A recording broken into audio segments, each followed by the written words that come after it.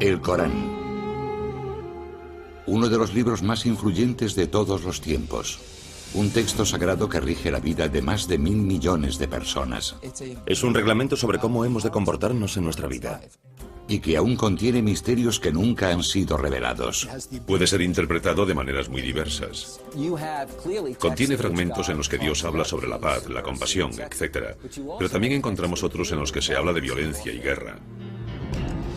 De los orígenes místicos del Corán en el desierto, oyó una voz que le decía: recita. A sus escalofriantes advertencias sobre la justicia y el castigo. El Corán no se reprime a la hora de explicar de forma explícita los castigos que nos aguardan en las llamas del infierno. ¿Qué hay en el fondo de esta sagrada escritura? ¿Cuáles son los secretos del Corán?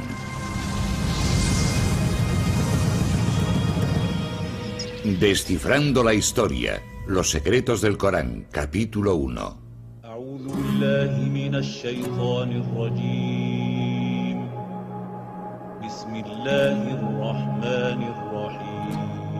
Escuchen algunas de las palabras más poderosas de la historia de la humanidad. Son el motor de una de las religiones que más crece en el mundo.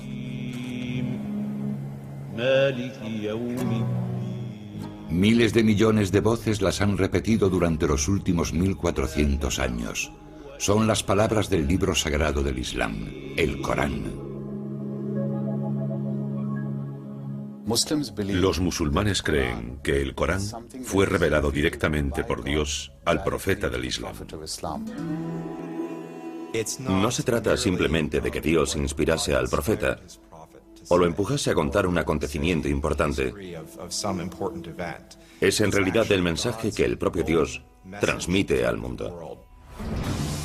En árabe, Corán significa la recitación. La escritura está hecha para ser leída en voz alta. De esta manera, los musulmanes creen comunicarse directamente con Dios. Al conservar la palabra de Dios, el Corán se convierte en una parte de este. Y por tanto, el propio texto, las palabras, las páginas y el mismo libro son de por sí algo sagrado. Al hojear el texto sagrado, pueden apreciarse en un primer momento ciertas similitudes entre el Corán y las escrituras judías y cristianas. Todas hablan de un Dios único y omnipotente, y narran, en algunos casos, las mismas historias. Pero muchos consideran que el Corán es un libro envuelto en un halo de misterio. Sus versos, considerados durante mucho tiempo entre los más bellos jamás escritos en lengua árabe, forman un laberinto de lenguaje, siendo más propios de la poesía que de la prosa. Su distribución también dificulta su comprensión. Al contrario que la Biblia, el Corán no sigue un orden cronológico ni narrativo. Por el contrario, sus 114 capítulos, o suras, se organizan en función de su extensión, los más largos al principio y los más cortos al final. Encontramos un estilo que actualmente calificaríamos de flujo de conciencia. Hay cierto misterio, así que el lector curioso que se acerca al texto se queda algo extrañado. No cuenta la historia de Mahoma, ni siquiera cuenta la historia del mundo. Existen algunas referencias a la aparición del mundo, a la creación divina, pero no se encuentran al comienzo del Corán, sino a la mitad, en alguna parte. Los musulmanes no ven el Corán como una historia, sino como el mensaje de Dios a su creación, con el que trata de devolver a los creyentes al buen camino. Es un reglamento sobre cómo hemos de comportarnos en nuestra vida, sobre la definición de nuestra moral, sobre cómo afrontar la vida y las dificultades y conflictos que surgen en ella. Descifrar el significado del Corán no es una tarea sencilla. El Islam no cuenta con una institución religiosa como el Vaticano que oriente a los creyentes a la hora de interpretar un texto tan complejo. Cada persona hace su propia interpretación de las escrituras. Como musulmán, uno ha de creer lo que dice el Corán. Pero claro, la interpretación de lo que dice el Corán varía en función de cada persona. Pero entonces, ¿qué dice realmente el Corán? ¿Y qué significa? Las palabras que rigen en la actualidad la vida de los musulmanes fueron reveladas en un momento concreto de la historia, a unas determinadas personas y en un determinado lugar. La historia tradicional musulmana del Corán comienza hace 1400 años, en una árida zona de la península arábiga. Un remoto lugar habitado por beduinos nómadas del desierto y que contaba con algunos poblados tribales. Los musulmanes conocen aquella época como Jahiliya, la edad de la ignorancia. Podría decirse que Arabia tenía una civilización atrasada si la comparamos con los grandes imperios de la época, con Bizancia a un lado y el imperio sasánida, el segundo imperio persa, al otro. En mitad del desierto, rodeada de montañas, se encontraba la ciudad de la Meca, centro social, económico y religioso de Arabia. En la Meca coexistían muchos planteamientos religiosos diferentes. Algunos árabes habían adoptado las creencias del judaísmo y el cristianismo, y las historias y enseñanzas de ambas doctrinas eran de sobra conocidas en la región. La Meca preislámica era una ciudad llena de judíos y cristianos. Allí se combinaban distintas ideas del cristianismo y del judaísmo. Sin embargo, el panorama religioso de Arabia en el siglo VI está dominado por personas que creen en una multitud de dioses. Cada año los peregrinos invaden la Meca para rendir culto en la Kaaba, un sepulcro convertido en el panteón de un sinfín de deidades e ídolos. Creían en la existencia de Dios, pero Dios, de alguna forma, era una figura demasiado distante como para relacionarla con la rutina diaria de los hombres. Así pues, estos ídolos funcionaban como intermediarios entre Dios y los hombres.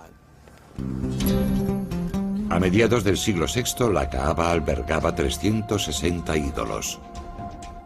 La peregrinación anual al sepulcro reportaba enormes beneficios económicos a la tribu que controlaba el lugar sagrado, los Quraysh. Llegaba un montón de gente que debía hacer algún tipo de ofrenda y pagar un tributo, así que era un negocio muy lucrativo. Los Quraysh estaban amasando una enorme fortuna. Mientras sus líderes se enriquecían, la mayoría de los habitantes de la Meca vivían en la más absoluta miseria. Había un problema enorme en lo que respecta a la distribución desigual de la riqueza. Había problemas con los derechos de los huérfanos, las mujeres y los necesitados. La esclavitud era una práctica habitual en la Meca. Las niñas se consideraban algo inútil y a menudo eran enterradas al nacer. Esa es la ciudad de la Meca en la que en el año 570 nace un niño llamado Muhammad ibn Abdullah. Un niño pobre que se convertiría en el profeta de una de las religiones más importantes del mundo. Para los musulmanes, mostrar cualquier tipo de imagen de Mahoma es una blasfemia. Se sabe muy poco de la infancia de Mahoma, y los relatos existentes fueron escritos más de 100 años después de su muerte. Dichas historias afirman que cuando Mahoma cumplió los 6 años, sus padres ya habían muerto. Siendo huérfano en una sociedad como aquella, enormemente estratificada, tenía que ser pobre.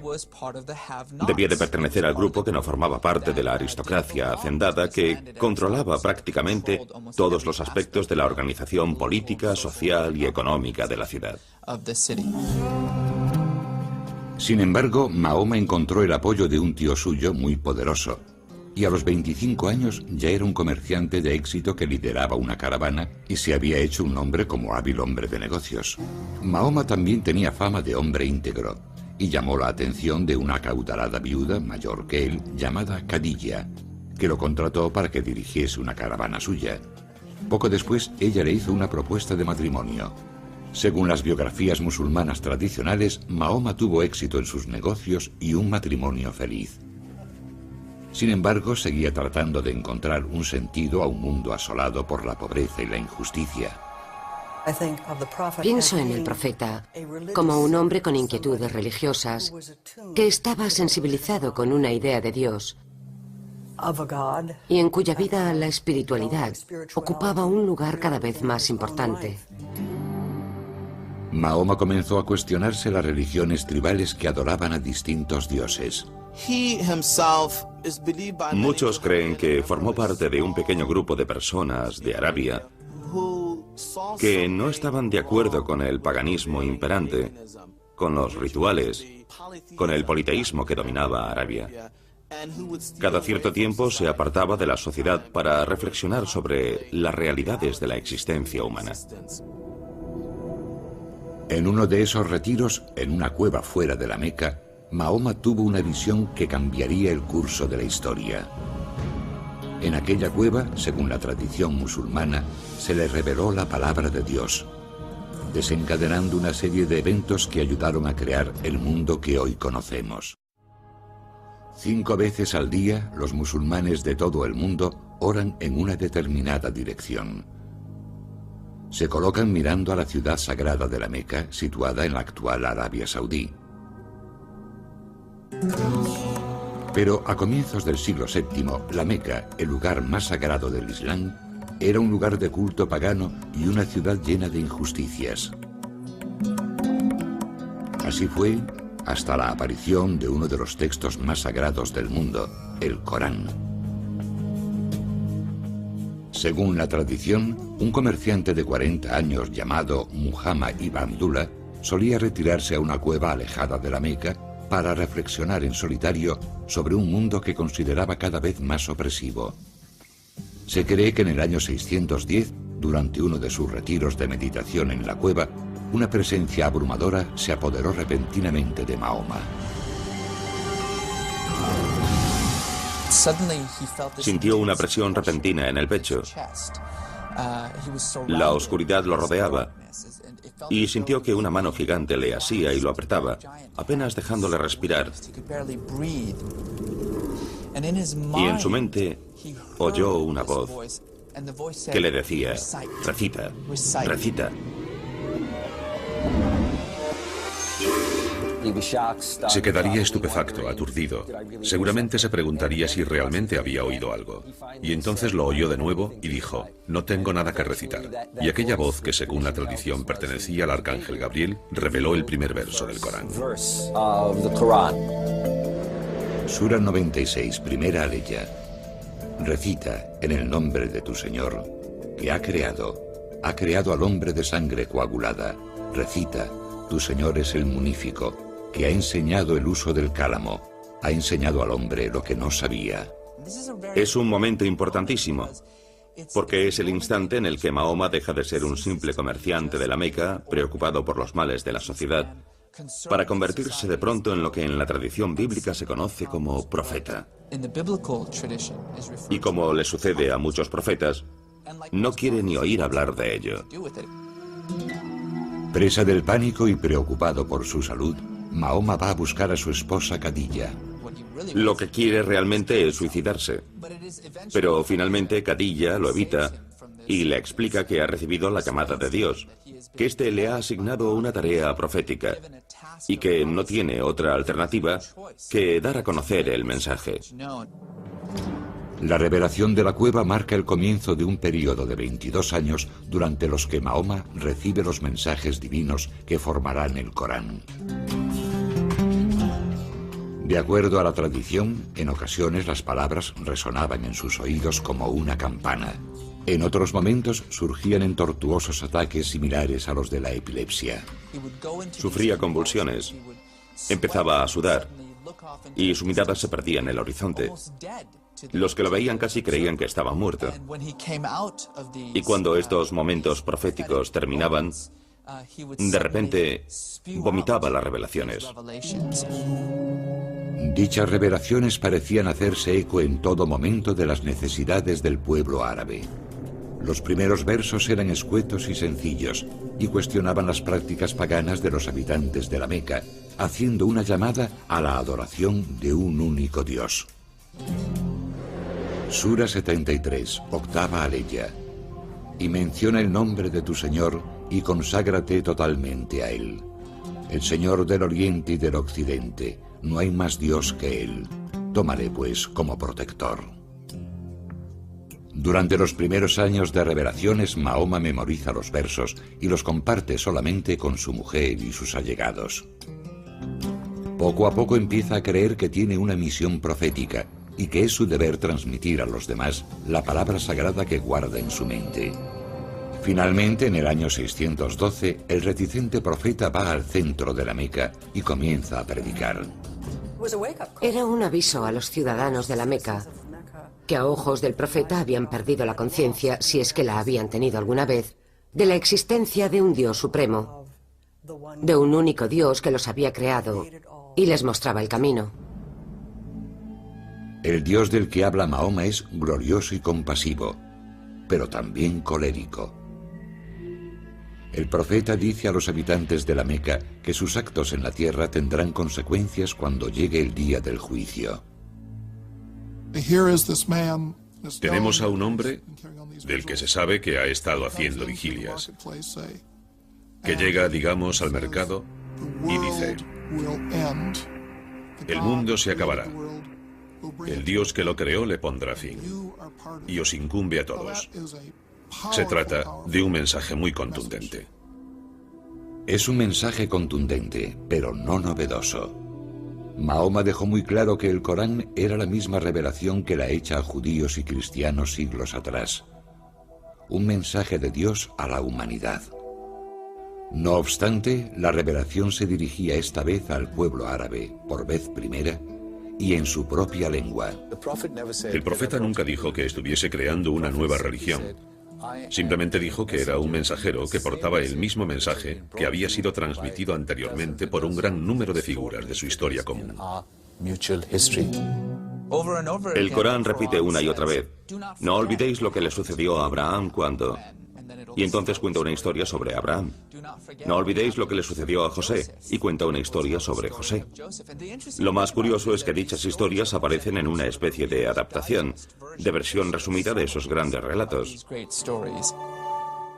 La gente a la que se revelaba el Corán ya conocía esas historias, puesto que vivía en una ciudad empapada de dichas tradiciones. Según los musulmanes, uno de los aspectos más notables del Corán es que Mahoma memorizó las revelaciones a medida que se le comunicaban, para después recitárselas literalmente a sus discípulos. A pesar de que existía en aquella época una forma escrita de la lengua árabe, no eran muchos los que sabían leer o escribir. Mahoma no era una excepción. En el Islam se cree que Mahoma era analfabeto. Esto pone de manifiesto, por supuesto, que él no pudo escribir las revelaciones. Y por otra parte surge la pregunta de cómo se conservaron. El pequeño grupo de discípulos de Mahoma memoriza rápidamente cada nueva revelación, añadiéndola verso a verso a los fragmentos del Corán que ya conocen. Dado el tipo de cultura en la que viven, tales hazañas memorísticas no resultan sorprendentes. Estamos hablando de culturas basadas en la oralidad. En cierta manera, la cultura oral en la que vivía Mahoma permitía que la gente escuchase algo una o dos veces y que fuese capaz de memorizarlo y recitarlo posteriormente palabra por palabra. El conjunto de revelaciones se va ampliando y Mahoma sigue predicando en las calles de la Meca, atrayendo a un pequeño grupo de conversos. Sus discípulos comienzan a ser conocidos como musulmanes, que significa los que se someten a Dios. El mensaje de Mahoma resulta especialmente atractivo a los pobres y marginados de la ciudad, que se identifican con las reclamaciones sociales de los versos, que defienden la liberación de los esclavos y el ejercicio de la caridad con los necesitados. Algunos de los que se convirtieron al mensaje del Corán lo hicieron seducidos por la belleza del lenguaje, que algunos veían tan perfecto que lo consideraban una prueba de la existencia de Dios. Si le preguntas a un musulmán, bueno, ¿qué pruebas hay de que se trate de una revelación divina? Te contestará, y llevan haciéndolo más de 1000 años, que la prueba es el propio Corán, que ese es el mayor milagro, que un analfabeto en medio de ninguna parte cree de pronto un documento tan magnífico y poderoso. Pero no todos están contentos con lo que predica Mahoma.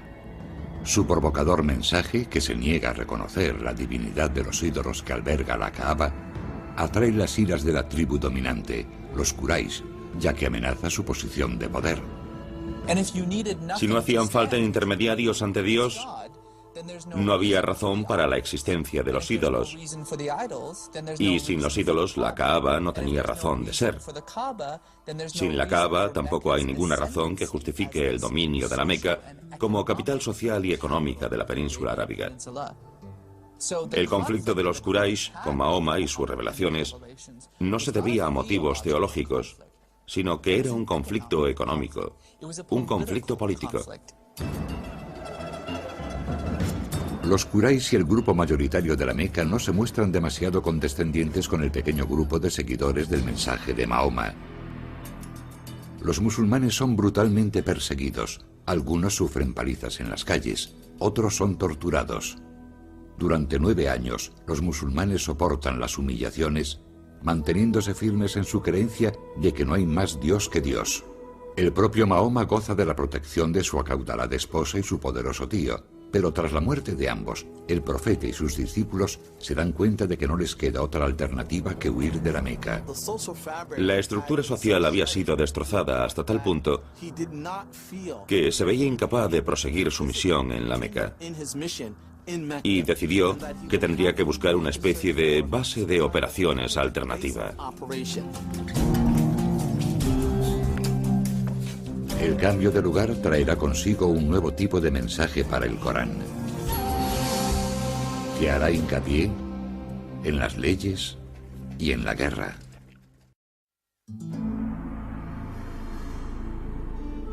Durante 12 años, desde el 610, los musulmanes han creído en las revelaciones de Dios al profeta Mahoma y las han predicado en la ciudad de la Meca. Pero la vida del cada vez mayor grupo de discípulos de Mahoma se hace peligrosa. Los líderes de la ciudad rechazan la creencia de los musulmanes en la existencia de un único Dios, persiguen con saña a los creyentes y ponen precio a la cabeza del profeta. La suerte de Mahoma cambia en el año 622, cuando recibe la invitación de unos forasteros.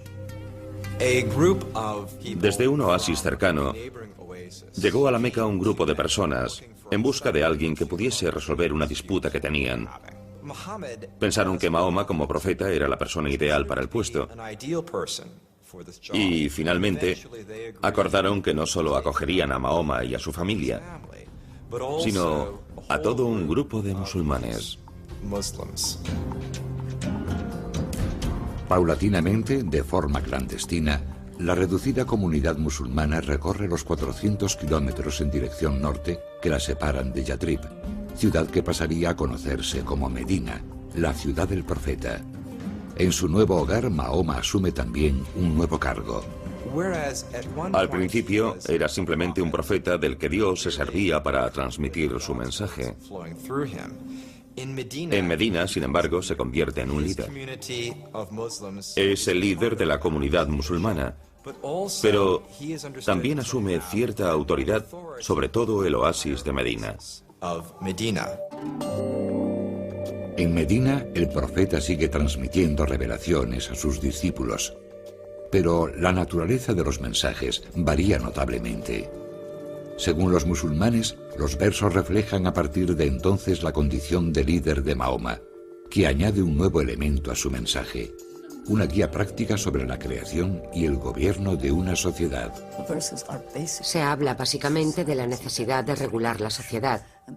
Por lo tanto, las leyes son lo más interesante del período en Medina. Podría decirse que prácticamente toda la legislación incluida en el Corán proviene de esa etapa. Las revelaciones que la tradición relaciona con Medina sentaron las bases de la ley islámica. Incluían normas para casi todos los aspectos de la vida, desde la prohibición del alcohol hasta el permiso para que las madres den de mamar a sus hijos durante 2 años. Los versos ofrecen indicaciones sobre las herencias, otorgan nuevos derechos a los más desfavorecidos como huérfanos y esclavos, y establecen nuevas reglas que mejoran la situación social de la mujer. Sin embargo, la interpretación de dichas leyes no es siempre sencilla. De hecho, algunas de ellas siguen siendo motivo de debate actualmente. Un buen ejemplo: ¿permite el Corán la poligamia? Sura 4, tercera aleya. Casaos con las mujeres que os gusten, 2, 3 o 4. Pero, si teméis no obrar con justicia, entonces con una sola. A primera vista, la aleya parece bastante clara, pero los estudiosos apuntan que estas palabras pueden interpretarse de diversas maneras. Unos interpretan que se pueden tener hasta 4 esposas, otros que solo se puede tener una, porque es imposible tratar a varias personas de forma equitativa. Algunos defienden que alude a situaciones muy concretas en las que haya muchas chicas huérfanas disponibles, y que en este fragmento se sugiere que hay que hacerse cargo de ellas. Por lo tanto, no es fácil extraer las implicaciones exactas del texto en nuestro tiempo o en cualquier otra época. Inspirada por el mensaje del Corán y el liderazgo de Mahoma, toda la ciudad de Medina se convierte al Islam. Las leyes expuestas en los versos del Corán se convierten en las leyes de la ciudad. Era una comunidad que vivía de acuerdo a las revelaciones que iban saliendo de la boca de Mahoma. Se trataba de una revelación viva, en constante evolución. Pronto esa revelación permitirá a los musulmanes tomar las armas para sobrevivir. Los ciudadanos de la Meca seguían ofreciendo una recompensa por la cabeza de Mahoma, que predicaba contra sus prácticas religiosas y amenazaba su bienestar económico. Y no aceptaban a Mahoma como gobernador de Medina. En el año 622, la Meca declara la guerra a Mahoma y sus discípulos. El Corán, que había facilitado leyes cuando la comunidad necesitaba orden, les anima entonces a defenderse de sus agresores. Sura 2, 191ª aleya. Combatid por Alá contra quienes combatan contra vosotros, pero no os excedáis. Alá no ama a los que se exceden. Matadles donde deis con ellos, y expulsadles de donde os hayan expulsado. Hoy, esos versos, conocidos como los versos de la espada, constituyen algunos de los pasajes más sorprendentes y polémicos del Corán. Aquellos que defienden que el Corán promueve la violencia recurren a dichos versos para justificar su postura. Sin embargo, las frases suelen ser algo más complejo que un simple grito de guerra. El Corán dice: matad a los infieles donde deis con ellos. Esto hay que entenderlo en un contexto en el que los musulmanes están asediados, tienen enemigos, y el Corán les dice: combatid a los enemigos de Dios. Pero el Corán también dice: cuando el enemigo deje de suponer una amenaza, cuando deje de luchar, recordad que Dios es compasivo, recordad que la guerra no es el camino que debemos seguir. Con el respaldo de las revelaciones, los musulmanes luchan contra los ciudadanos de la Meca durante 8 años por toda la península arábiga. En el año 630 los musulmanes lanzan un ataque y asedian la Meca con un ejército de 10.000 hombres. La ciudad no tiene más remedio que rendirse. La tradición afirma que Mahoma, fiel a las enseñanzas del Corán, fue un vencedor compasivo y concedió la amnistía a toda la ciudad. Tras la derrota, muchos habitantes de la Meca se convierten al Islam y aceptan las enseñanzas del Corán. Sin embargo, Mahoma aún no ha completado su misión. Desde el día en que el Corán le fue revelado por primera vez, en 610, hasta su ida a Medina 12 años después, Mahoma ha condenado públicamente las prácticas paganas y la veneración de los ídolos de la Kaaba. No hay más Dios que Dios, repetía constantemente, citando el principio fundamental del Corán. Así pues, Mahoma entra en la Kaaba y destruye todas sus deidades, declarando el lugar un santuario dedicado a la veneración del único Dios. Mahoma había logrado alcanzar su objetivo, y lo había hecho haciendo lo que Dios le había pedido. En 632, tan solo 2 años después de volver al lugar donde había nacido, Mahoma fallece a los 62 años. Su último suspiro pone fin al Corán.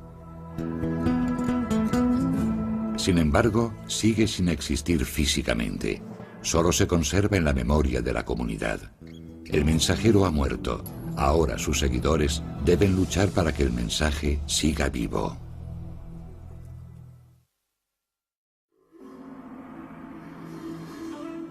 Según la tradición musulmana, los versos del Corán fueron revelados hace 14 siglos y a lo largo de 22 años al profeta Mahoma.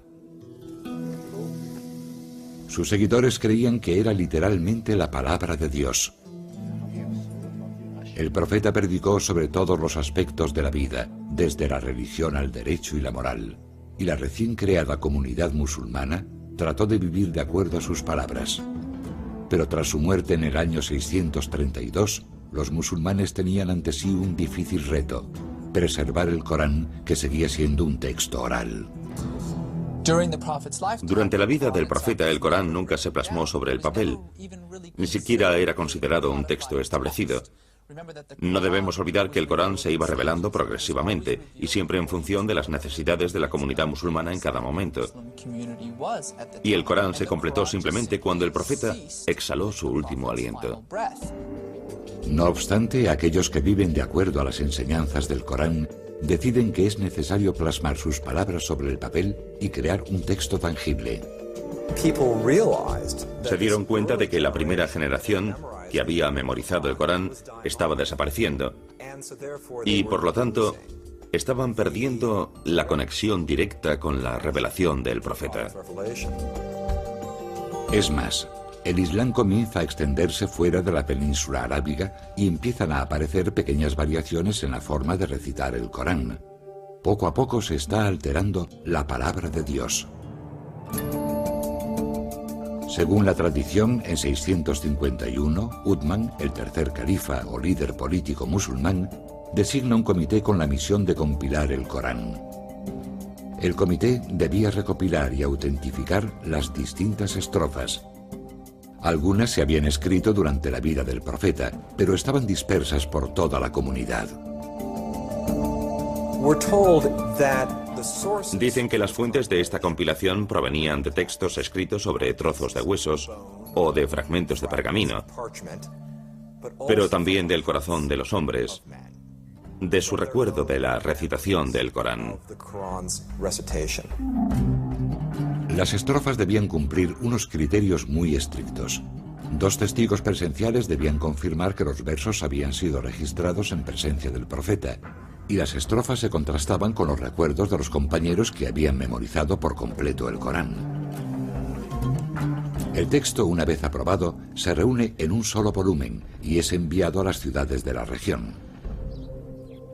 Uthman ordena entonces la destrucción de las demás versiones escritas del texto. Los musulmanes creen que el texto de Uthman, completado tan solo 20 años después de la muerte del profeta, preserva a la perfección las revelaciones de Dios tal y como las predicó Mahoma, y que el Corán no ha sufrido alteraciones respecto a cómo fue revelado al profeta. Para los musulmanes es muy importante, porque significa que sus escrituras, que son la base de la Ummah, de la comunidad, son completamente auténticas. Esa autenticidad que defienden los musulmanes distingue al Corán de las escrituras cristianas y judías. Mahoma proclamó que el mensaje que Dios le había transmitido era el mismo que habían predicado Moisés y Jesús. Pero de acuerdo a la tradición musulmana, las revelaciones en las que se basan el judaísmo y el cristianismo fueron corrompidas, en parte, al ser escritas en el Viejo y el Nuevo Testamento. Los musulmanes creen que la revelación original a Moisés y a Jesús se fue distorsionando con el tiempo, por lo que hay en el Viejo y Nuevo Testamento serían tanto revelaciones como versiones alteradas de las mismas, y modificarían lo sucedido realmente debido a las circunstancias históricas, religiosas y políticas de la época. Sura 3, 78ª aleya. Algunos de ellos trabucan con sus lenguas la escritura. para que creáis que está en la Escritura lo que no está en la Escritura, diciendo que viene de Alá, siendo así que no viene de Alá. Mienten contra Alá a sabiendas. El Corán afirma categóricamente, por un lado, que corrobora las escrituras anteriores, y por otra parte, dice que corrige ciertos aspectos o ideas que aparecen en las escrituras hebreas y cristianas. Los musulmanes creen que el Corán corrige los errores que contienen dichas escrituras, entre los que se encuentran algunas de las enseñanzas fundamentales de esas doctrinas. Por ejemplo, la interpretación cristiana de la figura de Cristo.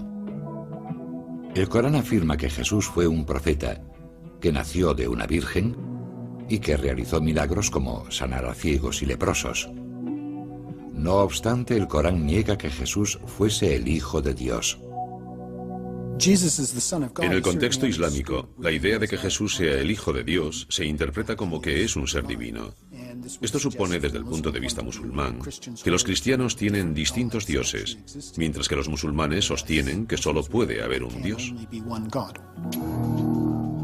El Corán discute también la historia bíblica de la crucifixión de Jesús, afirmando que Jesús no murió en la cruz, sino que Dios lo elevó a los cielos y que sus verdugos crucificaron por error a otro hombre que se parecía a Jesús. Sura 4, 157 aleya. No le mataron ni le crucificaron, sino que les pareció así.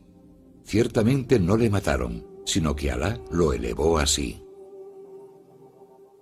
La idea cristiana de que Jesús murió por los pecados de la humanidad choca con el mensaje del Corán, que dice que cada alma es responsable de sus propios actos. La muerte y resurrección como acto redentor no encaja en el Islam. No entienden la idea de que alguien redima los pecados ajenos. Los musulmanes creen que debido a las tergiversaciones existentes en la Biblia, Dios se vio obligado a transmitir su palabra una última vez. En el Islam se considera que el Corán, tal y como fue dictado a Mahoma y conservado por Uthman, es la única revelación divina verdadera. Ven el Corán como la última revelación, la única completa y no corrompida, y creen que Mahoma fue el último profeta de Dios. Durante los últimos 400 años los musulmanes se han esforzado por seguir las indicaciones de dicha revelación. Pero esta es una tarea ardua y polémica, una tarea que constituye la única esperanza de alcanzar la salvación cuando llegue el apocalipsis que presagian las páginas del Corán.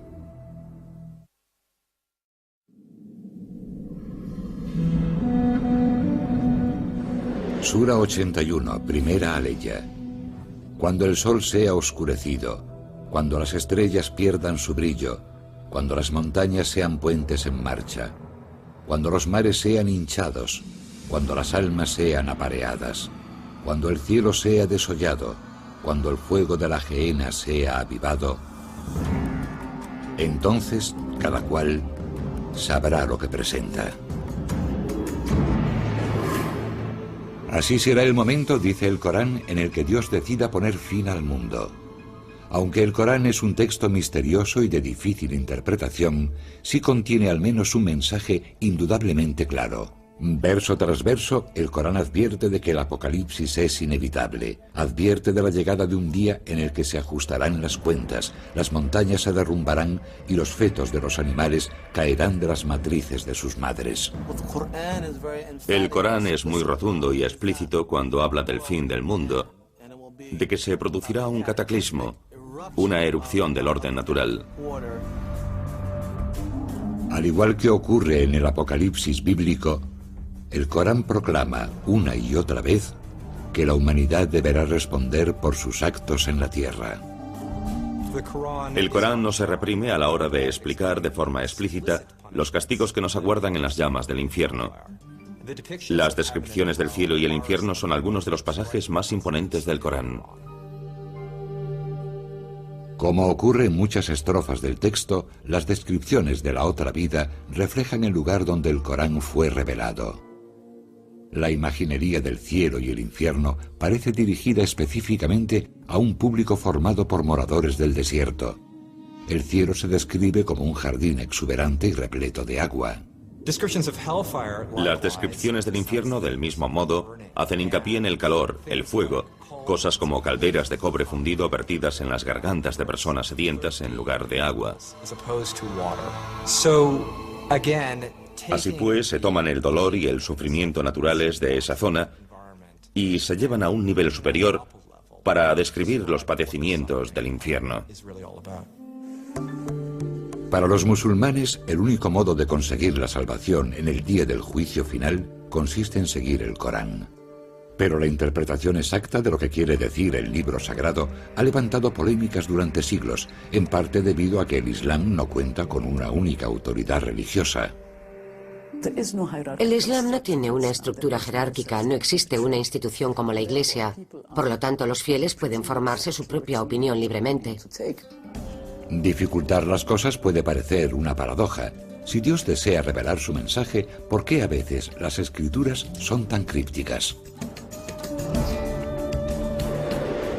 Sura 3, séptima aleya.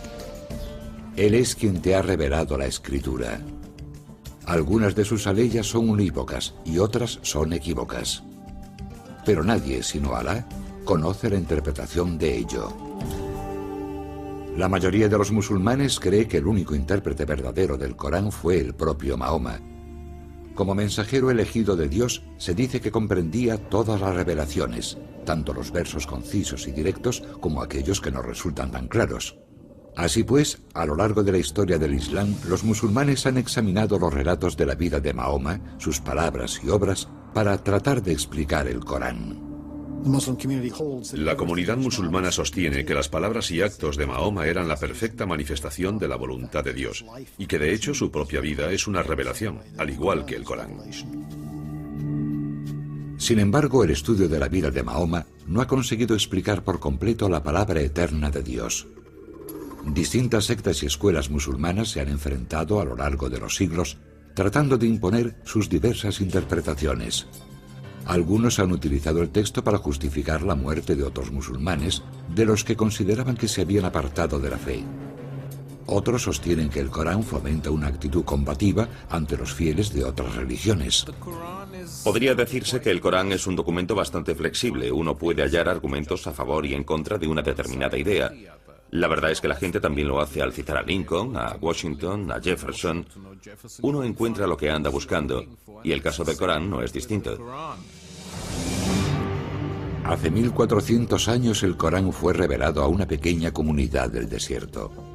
Hoy es la piedra angular de la vida de 1.300 millones de fieles a lo ancho del mundo. Desde la primera revelación en una cueva a las afueras de la Meca y a lo largo de toda la historia del Islam, los musulmanes han tratado de aplicar las enseñanzas del Corán.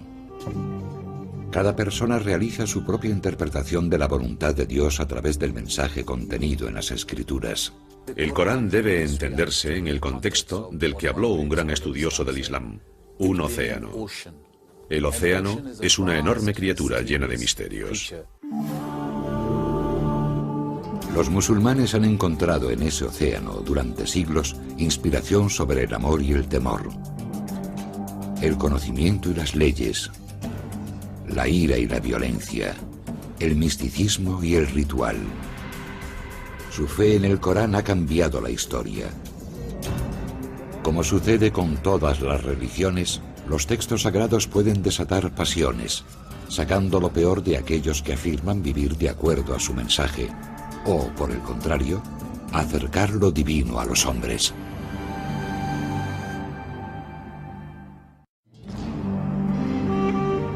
El Corán. Durante 1400 años, los musulmanes han tratado de desvelar los secretos escondidos en sus versos. El Corán tiene distintos niveles de significado que hay que ir descubriendo a través de una reflexión constante, convirtiéndolo en un texto abierto. Sus palabras han servido de inspiración a civilizaciones llenas de grandeza. Durante los primeros 100 años de su existencia, el Islam se expandió y creó un imperio mayor que el de Roma en su apogeo. Sin embargo, hay quien ha encontrado en el Corán los cimientos de una ideología violenta. Hay muchas figuras religiosas, muy viscerales, que interpretan el Corán de una forma que incita a la confrontación, a la violencia y a la muerte. Entonces, ¿cuál es el auténtico significado del Corán? Dicen que conocer algo superficialmente es muy peligroso. Saber leer el Corán no basta para comprender lo que dice.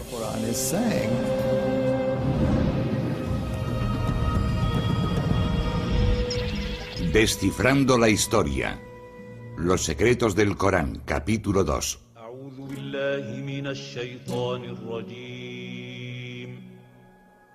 El Corán es el libro sagrado del Islam. Más de 1.000 millones de musulmanes en todo el mundo creen que se trata de la palabra de Dios, transmitida directamente al profeta Mahoma en el siglo VII. Al contrario que la Biblia, el Corán no tiene una estructura narrativa tradicional. Se compone de 114 capítulos distribuidos fundamentalmente en función de su extensión. Algunos ocupan varias páginas, otros solo contienen algunas frases. Según los musulmanes, Dios reveló los versos del Corán a Mahoma a lo largo de 22 años. Solo tras la muerte del profeta, un grupo de estudiosos lo recopiló por escrito. Descifrar el significado del Corán ha sido desde entonces una ardua tarea. No narra la historia del Islam, ni la del profeta Mahoma, ni la de la primera comunidad musulmana. En realidad no cuenta ninguna historia. El Corán es básicamente un monólogo dramático de Dios. En el siglo XXI, una minoría de musulmanes ha utilizado dicho monólogo para justificar una filosofía política extremista y un tipo de fundamentalismo religioso especialmente violento. Sura 58, quinta aleya. Quienes se oponen a Alá y a su enviado serán derribados, como lo fueron quienes les precedieron.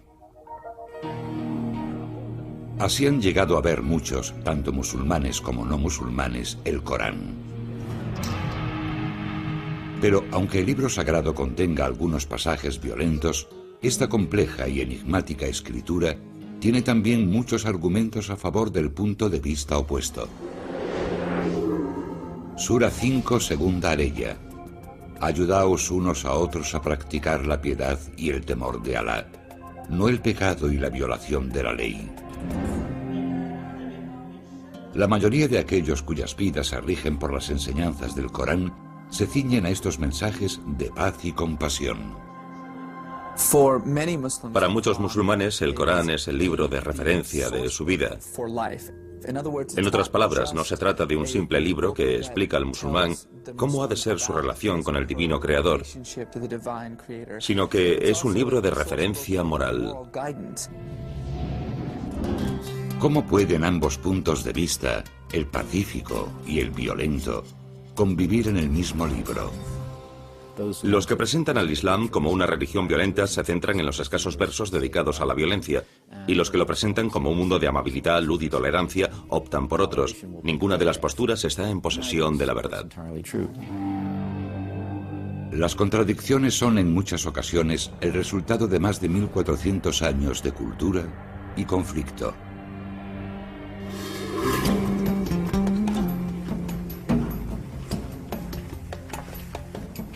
Según los musulmanes, en el año 610, en la ciudad de la Meca, en la península arábiga, Muhammad ibn Abdullah sintió la llamada de Dios.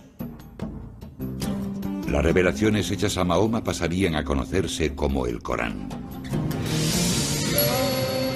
Muchas de las revelaciones retrataban una sociedad más justa e igualitaria y tenían un alcance revolucionario.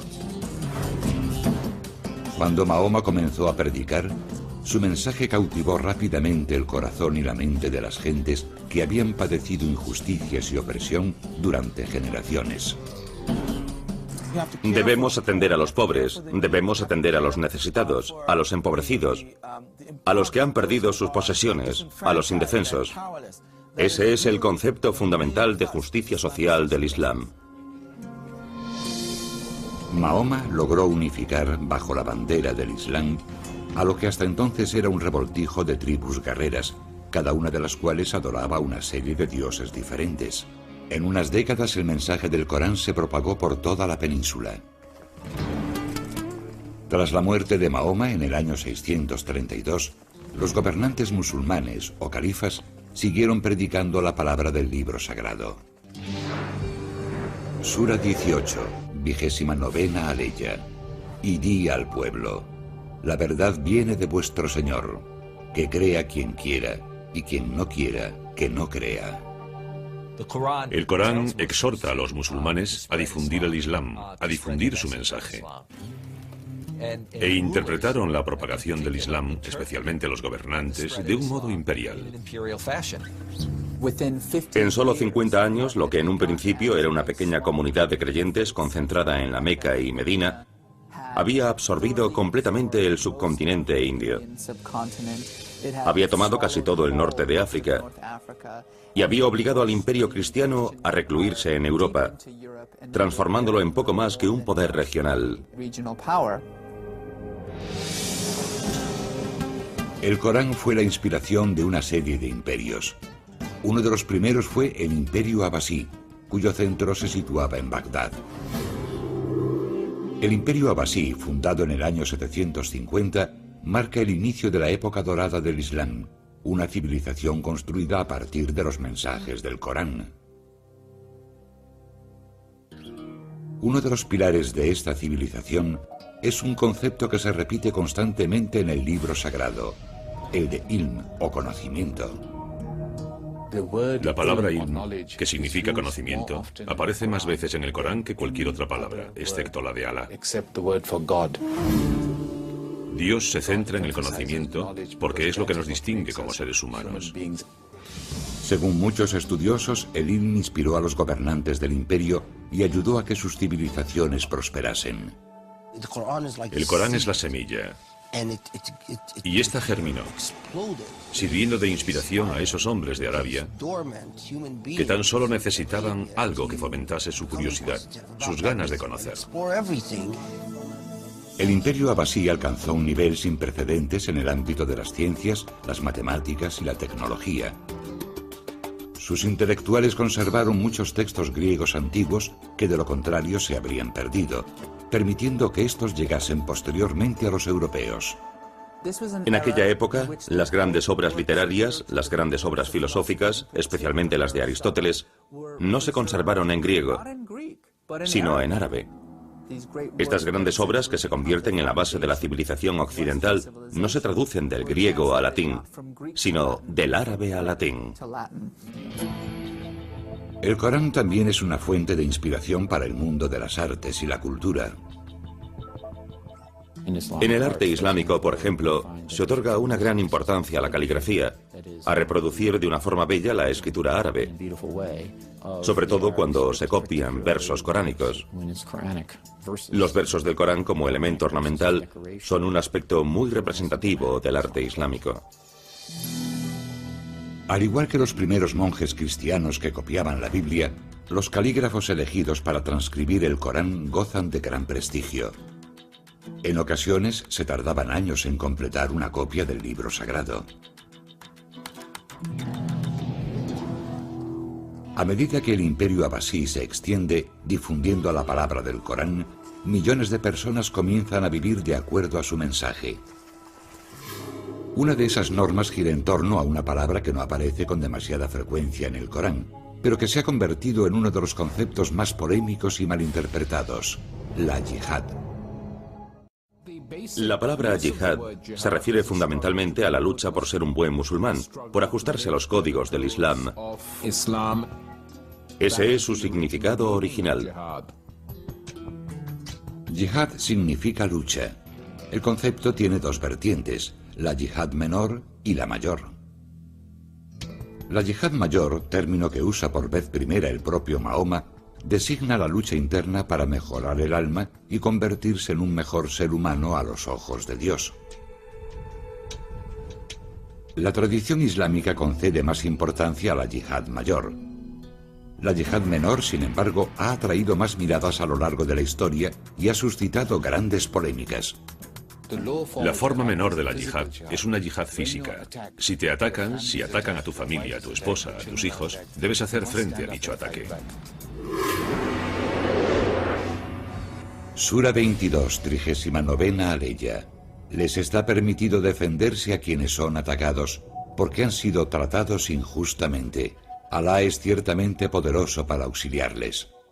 Un buen musulmán, si el Islam o la comunidad se ven asediados, tiene el derecho y la obligación de defender su fe, a la comunidad, a sí mismo.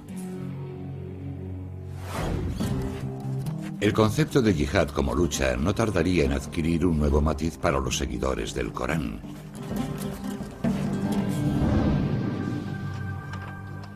En pleno apogeo del Imperio Abasí, los ejércitos de la Europa cristiana marchan hacia Jerusalén, donde se desarrollan una serie de batallas por la Ciudad Santa. Son las Cruzadas.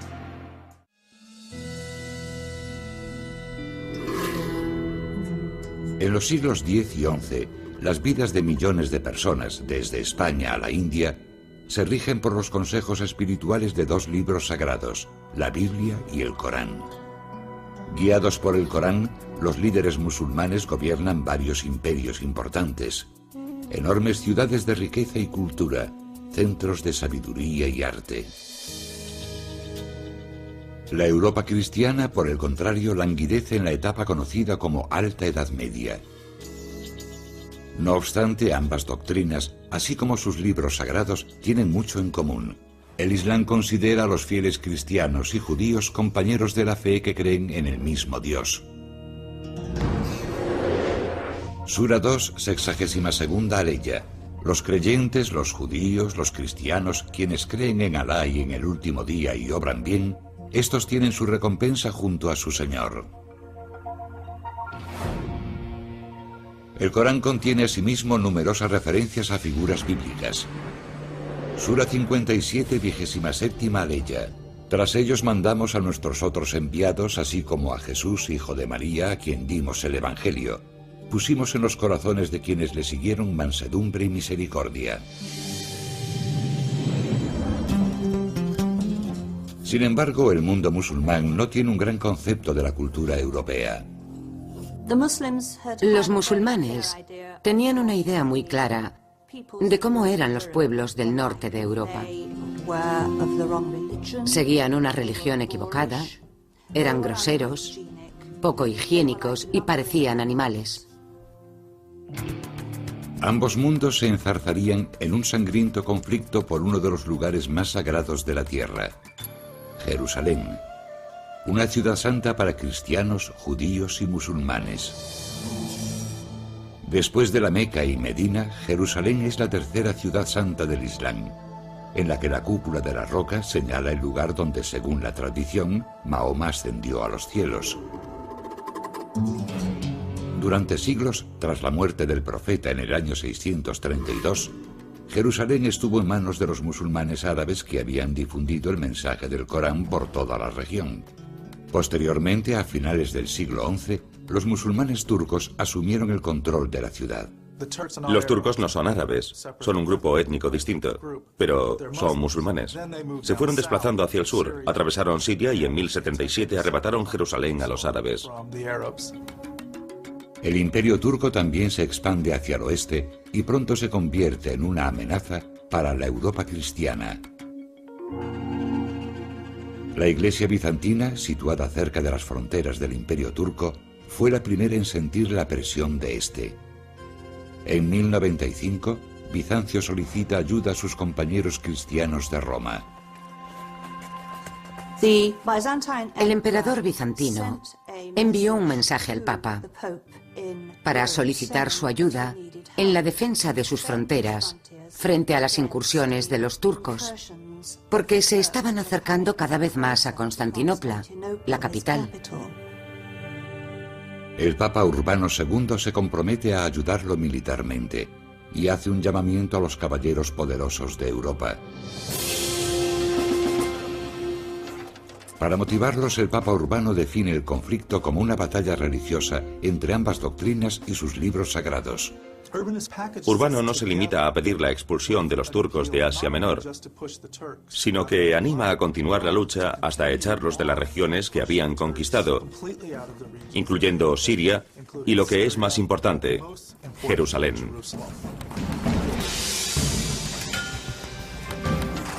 En 1096 comienza la primera cruzada. Más de 50.000 campesinos cristianos y unos 7.000 caballeros inician la marcha desde Europa hacia Tierra Santa. Tras un duro viaje de 3 años, llegan a las colinas que vigilan Jerusalén e inician el asedio a la ciudad. El asedio se prolonga durante un mes, durante el cual mueren en combate y a causa de las enfermedades más de 1.000 cruzados.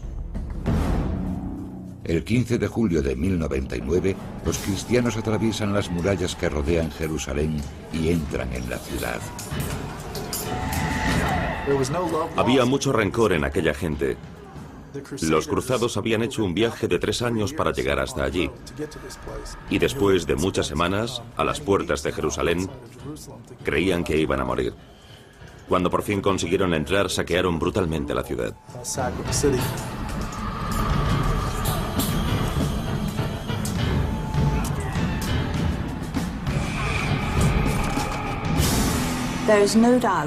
La historiografía de este suceso, por ambas partes, es muy clara. Los cruzados fueron extraordinariamente sanguinarios. Los musulmanes aún no han olvidado la brutalidad de los cruzados.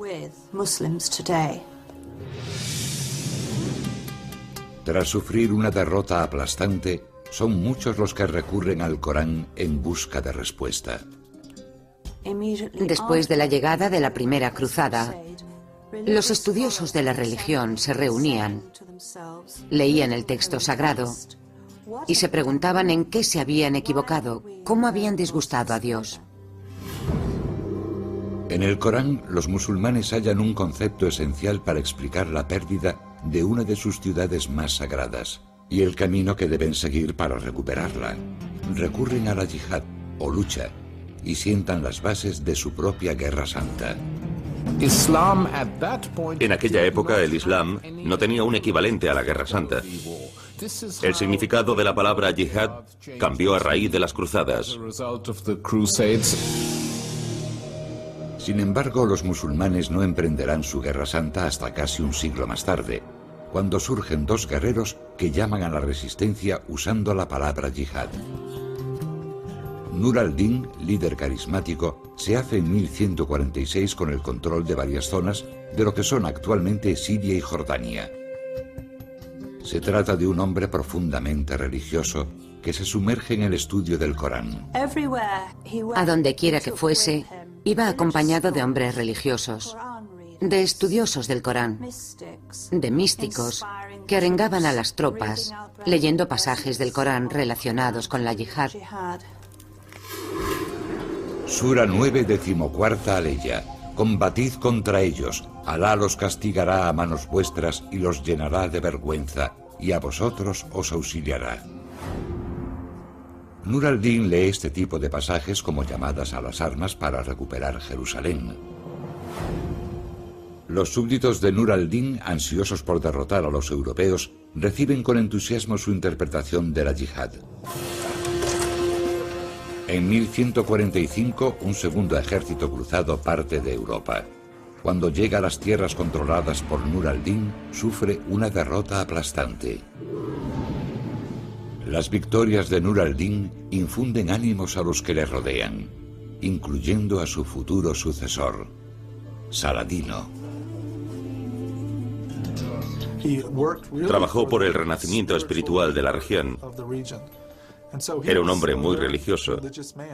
Uno de los que lo conocían dijo una vez que solo pensaba en Alá y la yihad, y que no estaba dispuesto a hablar de ninguna otra cosa. En 1174, cuando se acerca la hora de llevar a cabo un ataque total para recuperar Jerusalén, Nur al-Din muere. Saladino se hace con las riendas del poder y comienza a planear su ataque a la ciudad santa.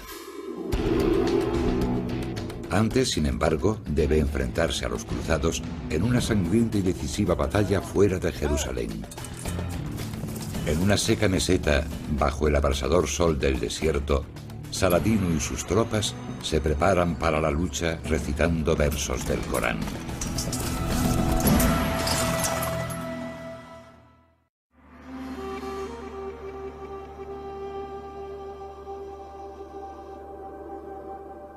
...4 de julio de 1187... amanece en el desfiladero de Hatín, un árido desierto situado a unos 100 kilómetros de la ciudad de Jerusalén. Los soldados musulmanes se disponen a atacar un campamento de cruzados cristianos. Para motivar a sus hombres, Saladino ordena a uno de sus consejeros religiosos que lea pasajes del Corán.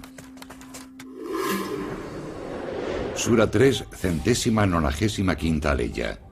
Borraré las malas obras de los que fueron expulsados de sus hogares, de los que padecieron por mi causa, de los que combatieron y fueron muertos. Y he de introducirlos en jardines por cuyos bajos fluyen arroyos, recompensa de Alá. Por primera vez en la historia, gracias a la aparición de ejemplares de bolsillo del Corán, los musulmanes pueden llevar consigo en todo momento la palabra de Dios. El Corán era en sus orígenes un texto oral, y cada pueblo tenía su propio hafiz, una persona que memorizaba el libro sagrado. Con el tiempo, en los pueblos se comenzó a transcribir el Corán para uso personal. Los pequeños Coranes de bolsillo, que aparecieron en el siglo XI, eran de papel y permitieron que la gente corriente tuviera acceso al texto sagrado. Podían llevarlo en el bolsillo, cerca de la piel, y sentir de alguna manera que Dios los protegía. La noche anterior al ataque, los musulmanes prenden fuego a los pastos que rodean el campamento cruzado. Al amanecer, los cruzados están envueltos en un humo asfixiante. Cuando el sol comienza a alzarse sobre el campo de batalla, los musulmanes atacan.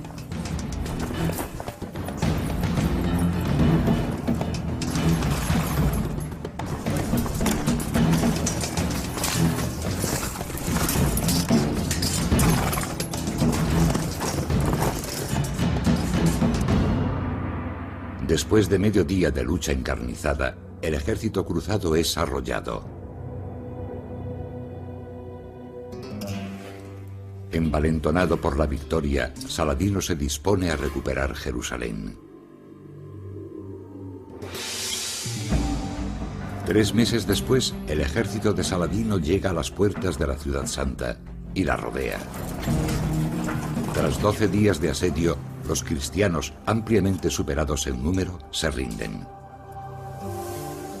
Saladino debe decidir entonces qué hacer con los miles de prisioneros que tiene a su cargo. Sus consejeros lo convencieron de que era una buena oportunidad de mostrarse compasivo, de demostrar la superioridad del Islam sobre el cristianismo. Saladino decide aceptar la rendición del ejército cristiano y libera a todos los prisioneros sin tomar represalias. Permite que se vayan todos los que pueden pagar su rescate y asume el pago del rescate de todos aquellos que no pueden permitírselo. Un acto semejante solo puede hacerlo alguien que, como Saladino, esté inspirado por el Corán. La pérdida de Jerusalén es un duro golpe para los cristianos de Europa. Tras la caída de la ciudad, se organiza rápidamente otra cruzada para recuperarla. La tercera cruzada, iniciada en 1189, es liderada por el rey de Inglaterra, Ricardo Corazón de León. Al igual que Saladino, es conocido por su gran devoción y por su valor en la batalla. Ambos guerreros son dignos adversarios. Ricardo habría oído hablar de Saladino y conocería su reputación, incluso antes de partir desde Europa hacia Tierra Santa. Saladino era tan elogiado como temido. Los primeros enfrentamientos entre Ricardo y Saladino se saldan con victorias cristianas. pero tomar Jerusalén será bastante más complicado. Saladino tiene un ejército potente, y el campo abierto que rodea la ciudad amurallada dificulta cualquier ataque. Musulmanes y cristianos se encuentran en un punto muerto. El 2 de septiembre de 1192, ambos bandos declaran una tregua. La Tercera Cruzada supuso una decepción desde el punto de vista musulmán. Saladino no fue capaz de expulsar para siempre a los cruzados del territorio musulmán. Cristianos y musulmanes han combatido ferozmente en nombre de sus libros sagrados. Sin embargo, ninguno de los dos bandos ha conseguido una victoria definitiva, por lo que las batallas libradas a lo largo de más de 100 años siguen sin resolver el conflicto. Siglos más tarde, aquellas heridas volverían a abrirse a causa del conflicto entre el Islam y la modernidad.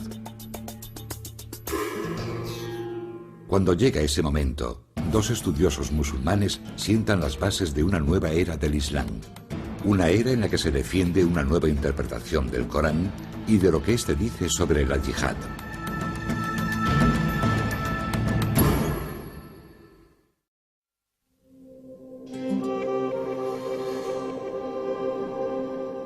Según las creencias musulmanas, los versos del Corán fueron revelados por Dios al profeta Mahoma en el siglo VII. Dichas revelaciones dieron pie a una nueva religión y propiciaron la aparición de varios poderosos imperios. El Corán fue como una especie de motor que puso en marcha de forma espectacular una serie de energías intelectuales y religiosas presentes en la cultura y la sociedad de la época. La llamada época dorada del Islam se prolongó durante cientos de años. Sin embargo, en el siglo XV el declive ya había comenzado. A nivel interno, los recursos de los distintos imperios musulmanes comenzaban a agotarse, por lo que empezaron a competir entre ellos por territorios e influencia. Según algunos expertos, los conflictos internos se debieron en parte a un alejamiento de los mandamientos del Corán en cuanto a la búsqueda del conocimiento o ilm, para dedicarse en su lugar a la búsqueda de poder. La decadencia comienza en los siglos XV y XVI, cuando deja de valorarse el ilm o conocimiento. Entonces surgen las luchas entre los distintos imperios musulmanes y aparece la tiranía y la opresión, y el estudioso sufre una marginación cada vez mayor. De igual importancia para el declive de estos imperios fue el papel de las fuerzas externas, sobre todo el creciente poder de la Europa cristiana. El último gran imperio musulmán fue el otomano. El imperio otomano, cuyo centro se encuentra en Turquía, empieza a crecer en el siglo XV y se extiende hasta llegar a las puertas de Viena. Allí, en 1683, los ejércitos europeos detienen de forma decisiva el avance musulmán. Más de 200.000 soldados combaten durante 2 meses ante los muros de la ciudad. Finalmente, el ejército otomano es derrotado. Desde este momento, la influencia musulmana va perdiendo terreno ante las potencias europeas. Ya no existe una autoridad política central, por lo que se van extendiendo a lo largo del mundo musulmán distintas interpretaciones del Islam. Ante esta situación surge un movimiento que pretende que el Islam recupere su pasado esplendor a través de una lectura literal del Corán. A mediados del siglo XVIII vive en el Imperio Otomano, en plena decadencia, en lo que hoy es Arabia Saudí, un intelectual llamado Muhammad ibn Abd al-Wahhab. Llega a la conclusión de que los musulmanes se han alejado de las enseñanzas del Corán y se declara partidario de volver a los elementos fundamentales de su religión. Consideraba que la sociedad se estaba corrompiendo y, como en todo, por así decirlo, buen evangelista, la idea es que si uno se corrompe es porque se está apartando de la verdadera religión, así que es necesario volver a ella. En el caso de Wahhab, esto implica regresar al Corán y al ejemplo del profeta. Wahhab cree que debería prohibirse toda interpretación no ortodoxa del Corán.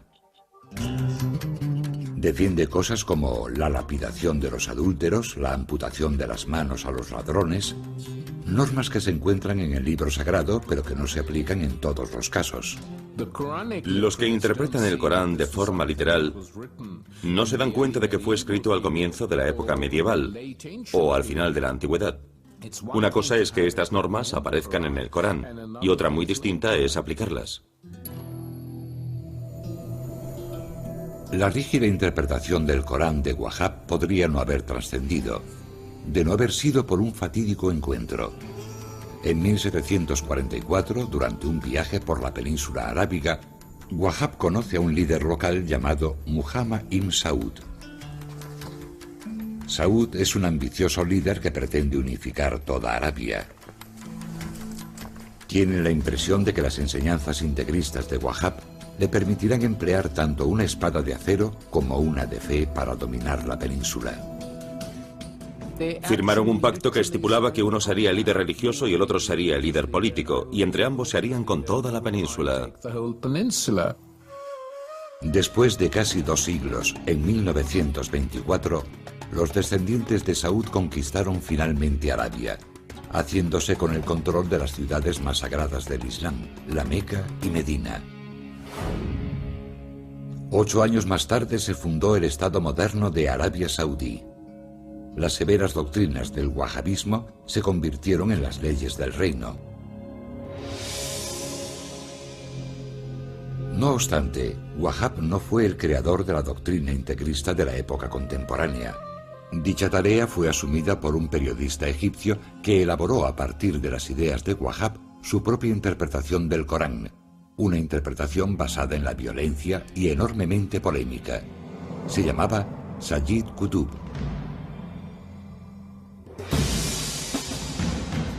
1918.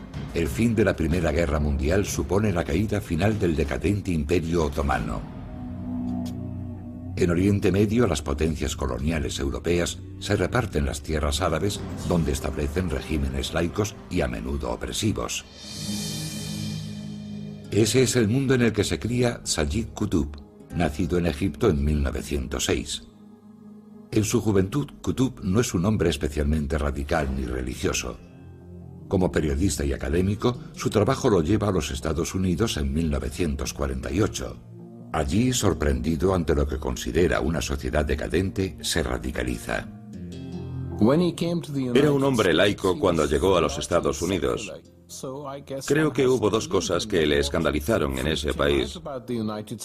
En primer lugar, la segregación y las leyes racistas, que todavía seguían vigentes. En segundo lugar, las mujeres. Se sintió desconcertado ante la libertad de la que gozaban las mujeres. Le sorprendió enormemente.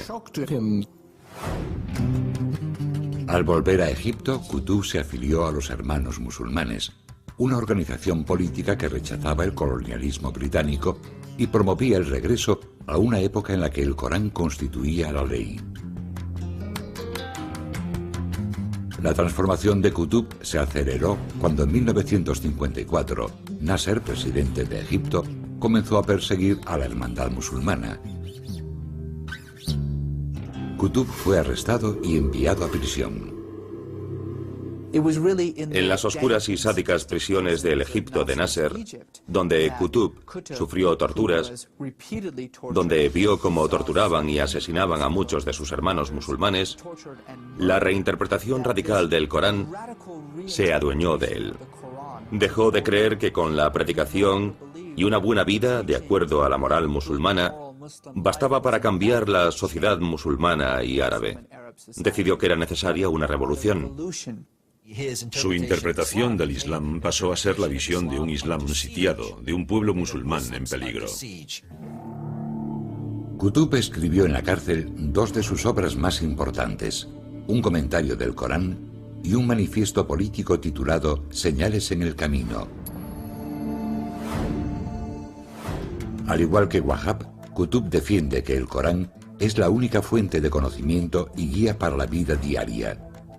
Qutb cree que el Islam solo puede salvarse volviendo a, según sus propias palabras, la verdadera fe. Encuentra también en el Corán la justificación de la lucha armada contra aquellos que se interpongan en su camino. Sayyid Qutb cogió las escrituras y destacó aquellos pasajes que hablan de lo que hay que hacer si uno está sitiado, de lo que hay que hacer si se plantea una lucha entre la fe y la falta de fe. Y utilizó los textos para legitimar lo que él hacía. Sus argumentos se basan en que el mundo ha cambiado y que los gobiernos musulmanes ya no defienden al mundo islámico de las incursiones del exterior. Por lo tanto, concluye, cada individuo musulmán ha de cargar con la responsabilidad de la yihad militar sobre sus propios hombros. Los escritos de Qutb despertaron, a lo largo de la década de los 60, el interés de muchos musulmanes de Oriente Medio, que llevaban años sufriendo la opresión colonial. Qutb reforzó la sensación, cada vez más extendida, de que el colonialismo equivalía a una nueva cruzada. Esa ideología sirvió como estímulo, tanto a los musulmanes, por así decirlo, mayoritarios, como para los activistas islámicos, y para un gran abanico de grupos extremistas que han ido apareciendo. Estas ideas nos llevan a Osama Bin Laden y Al-Qaeda.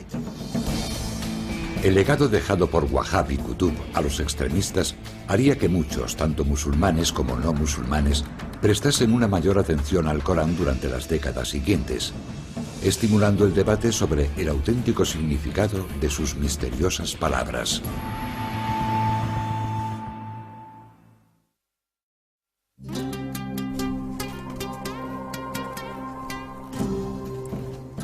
El Corán ha guiado las vidas de los musulmanes de todo el mundo desde hace más de 14 siglos. No obstante, lo que los creyentes hallan en sus páginas depende en gran medida de qué estén buscando. Como casi todos los libros sagrados, el Corán alberga una multitud de significados que en algunos casos resultan contradictorios y difíciles de conciliar. Muchos versos exhortan a vivir pacíficamente y a construir una sociedad basada en la justicia y la comprensión. Sura 16, 90ª aleya. Alá prescribe la justicia, la beneficencia y la liberalidad con los parientes. Prohíbe la deshonestidad, lo reprobable y la opresión. Sin embargo, otros versos del Corán ordenan a los musulmanes alzarse en armas contra los no creyentes. Sura 9, 29ª aleya. Combatid contra quienes no creen en Alá, ni practican la auténtica religión, hasta que humillados paguen el tributo directamente. En los últimos años, un porcentaje relativamente pequeño pero creciente de musulmanes ha hallado en estos versos la justificación a su ideología violenta. Se está librando una batalla por el alma del Islam entre la mayoría y una minoría que supone una seria amenaza y tiene una repercusión muy superior a lo que su número de seguidores podría hacer esperar. En 1998, Osama Bin Laden citó uno de estos versos. Sura 9, 5ª aleya. Matad a los paganos donde quiera que los encontréis. Capturadles, sitiadles, tendedles emboscadas. Osama Bin Laden citó el Corán y también mencionó el ejemplo del profeta para justificar sus actos y los de otros líderes radicales que practican su peculiar concepto de yihad. Pero los expertos, tanto los musulmanes como los que no lo son, señalan que Bin Laden utiliza el Corán de forma selectiva y distorsionada. Lo más curioso es que, si consultamos las aleyas del Corán citadas por Bin Laden, vemos que las manipula, haciendo que parezcan más beligerantes de lo que son en realidad. Hace referencia a una estrofa que habla sobre la necesidad de combatir y matar a los infieles, y se detiene ahí, pero la aleya continúa. Pero el Corán también dice, cuando el enemigo deje de suponer una amenaza, cuando deje de luchar, recordad que Dios es compasivo, recordad que la guerra no es el camino que debemos seguir. Los especialistas afirman que esta clase de tergiversación es habitual entre los musulmanes radicales, que insisten en que hubo un tiempo en el que los seguidores del Corán aceptaban una única interpretación de sus palabras y vivían de acuerdo a dicha interpretación. El concepto de que existe una única versión del Islam que en un determinado momento se fracturó y dividió en versiones enfrentadas y que podemos recuperar volviendo atrás, es simplemente falso. Jamás ha existido tal cosa. Desde el momento en que el profeta Mahoma reveló las primeras palabras del Corán, este ha sido asimilado e interpretado de muy diferentes maneras por parte de una multitud de personas de la comunidad. La actual crisis del Islam se centra en gran medida en la cuestión de si se debe utilizar el Corán para justificar atentados terroristas. Las raíces de dicha crisis pueden encontrarse en una lucha que prácticamente todas las grandes religiones han debido afrontar: cómo mantener la vigencia de sus textos sagrados en un mundo que parece restarles importancia. El Islam atraviesa una etapa similar a la vivida por otras doctrinas como el judaísmo y el cristianismo. Tiene este conflicto desde finales del siglo XIX, el de la relación entre la tradición y la modernidad. ¿Qué tipo de relación tiene una tradición religiosa con el mundo actual? El fundamentalismo es una reacción a la modernidad, una reacción al cambio. El cambio es algo inevitable y, por lo tanto, el fundamentalismo también lo es. También resulta inevitable que los creyentes busquen en el Corán la respuesta a sus dudas sobre el futuro. Aunque el Corán ha sido utilizado para definir el futuro, no pretende albergar los secretos del porvenir. En el fondo, el único futuro por el que se preocupa el Corán es el fin del mundo. A pesar de todo, algunos han proclamado haber encontrado en sus páginas algunas predicciones concretas. Un hombre musulmán, basándose en un pasaje del Corán que habla de una gran inundación, predice que un potente tsunami golpeará a los Estados Unidos en 2007 como castigo por sus crímenes contra la humanidad. Pero la mayoría de los estudiosos descartan este tipo de profecías, a las que consideran fruto de una lectura tergiversada del texto. Existe una infinidad de maneras de interpretar el significado del texto. Lo realmente complicado no es saber qué dice el texto, sino qué queremos nosotros que signifique. A lo largo de los siglos, tanto en tiempo de paz como en tiempo de guerra, el Corán ha ayudado a modelar la historia de la humanidad. Los mensajes del libro sagrado del Islam han propiciado algunas de las mayores civilizaciones del planeta, y también han sido citados como fuentes de inspiración de actos de barbarie. Los musulmanes respetan el Corán, se sienten motivados por él. El reto consiste en conseguir que se miren al espejo, ponérselo delante, para que nos digan de dónde salen algunas cosas. ¿Proviene todo esto del Corán? ¿Acaso no son más frecuentes en el Corán los mensajes de paz, compasión, amistad y conocimiento? Si lo conseguimos, podremos modificar la naturaleza de la sociedad musulmana en el siglo XXI. Cada vez más gente sabe leer y escribir, y todos pueden acceder al Corán. Así que los individuos musulmanes, y especialmente las mujeres, se acercan al Corán por su cuenta, en muchos casos por primera vez. De esta manera están creando un Islam cada vez más diverso, que es justo lo contrario de lo que pretenden los yihadistas y extremistas. La influencia del Corán en los acontecimientos futuros dependerá de cómo interpreten sus palabras los millones de creyentes del mundo y de cómo decidan vivir de acuerdo a su libro sagrado.